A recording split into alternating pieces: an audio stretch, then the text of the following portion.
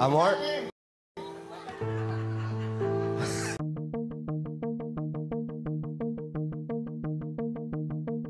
Mabilis na nag-viral sa social media ang video ng It's Showtime host na si Vice Ganda na kung saan kinain ang kanyang buhok ng minifan.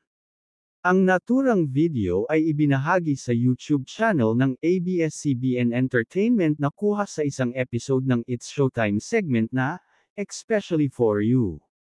Makikita sa reaksyon ni Vice ang labis na pag-alala sa nangyari sa kanyang buhok. To the rescue naman agad si Ayon at iba pa niyang mga co-host.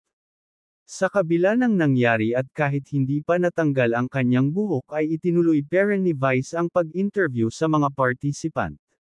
Narito panoorin ang video. Amor? Kinain ng electric pan yung ano ko, buhok ko.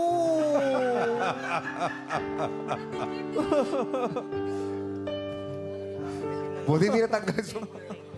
Yes. Oh, iwan mo muna dyan. Iwan mo Ano gusto muna. mo sabihin kay Patty, Amor?